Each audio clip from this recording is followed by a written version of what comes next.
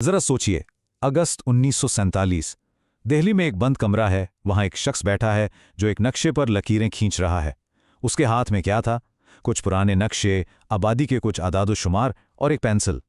लेकिन उस एक पेंसिल से खींची गई लकीर बरसगीर की तकदीर हमेशा के लिए बदलने वाली थी। तो आइए आज हम इस लकीर के पीछे की कहानी को समझते हैं। वो अलमिया जिसने तारीख को बदल दिया और वो मौजिज़ा जिसने एक बिखरी हुई कौम को जोड़ा। ये कहानी है तक़सीम की। अपने सफ़र में हम सबसे पहले उस लकीर की बात करेंगे जो बहुत जल्दबाजी में खींची गई। फिर देखेंगे कि इसकी इंसानी कीमत क्या थी। उसके बाद कलकत्ता के मौजिज़े को जानेंगे और आखिर में समझेंगे कि कैसे एक मुत्तहिदा कौम की बुनियाद रखी गई। तो चलिए शुरू करते हैं पहले हिस्से से। ये समझने की कोशिश करते हैं कि आखिर कैसे हिंदुस्तान और पाकिस्तान के बीच सरहद बनाने का फैसला इतनी जल्दी और इतने कम मालूमात के साथ कर लिया गया। तो ये काम मिला किसको?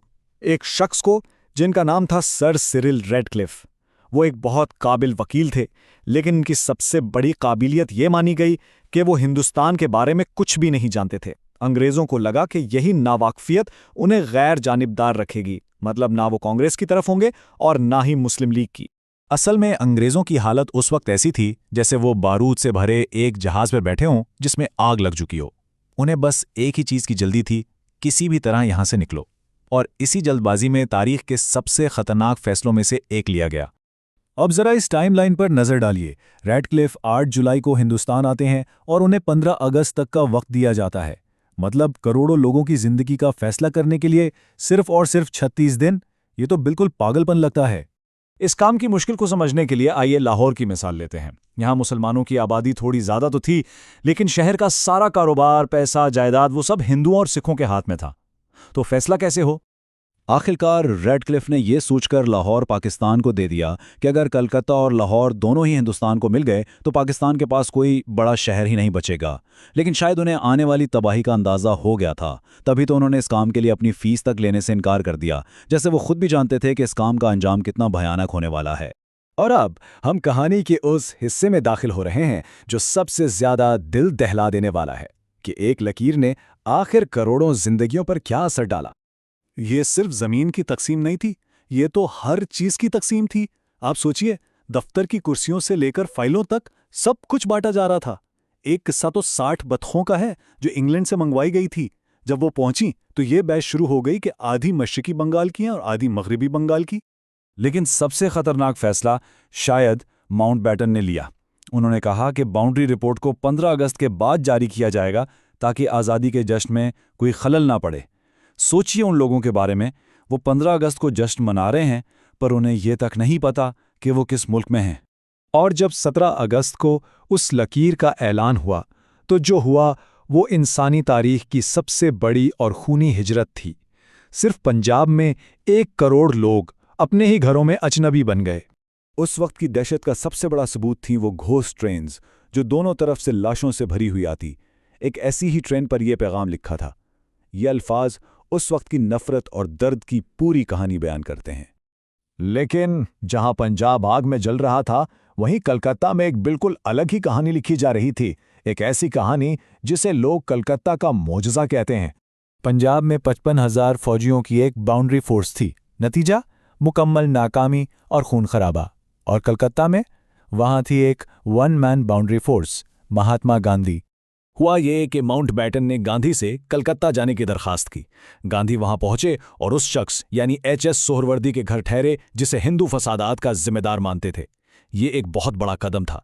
जब तशद्दुद फिर से भड़का तो गांधी ने भूख हड़ताल का ऐलान कर दिया और उसका असर जादू जैसा था। सिर्फ 73 घंटों में शहर के बड़े बड़े गैंग लीडरों ने आके गांधी के कदमों में अपने हथियार डाल दिए और अमन की भीख मांगी।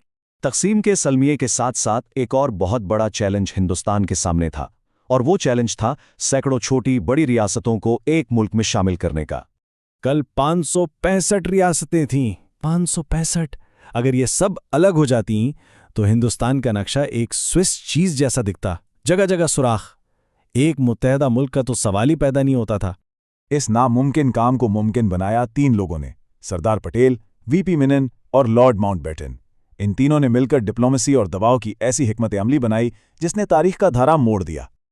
ये काम बिल्कुल आसान नहीं था। मिसाल के तौर पर जोधपुर के महाराजा खुफिया तौर पर जिन्ना से मिले। जिन्ना ने उन्हें एक खाली कागज देकर कहा कि जो शर्तें चाहें लिख दें, हम मान लेंगे। लेकिन जब पटेल को पता चला तो मेनन और माउंटबेटन ने महाराजा को हिंदुस्तान में शामिल होने पर मजबूर किया। दस्तखत करने के फौरन बाद महाराजा ने गुस्से में वीपी मेनन पर अपनी पिस्तौल तान ली थी। इतना टेंशन था इस पूरे प्रोसेस में। जूनागढ़ की कहानी तो और भी अजीब है।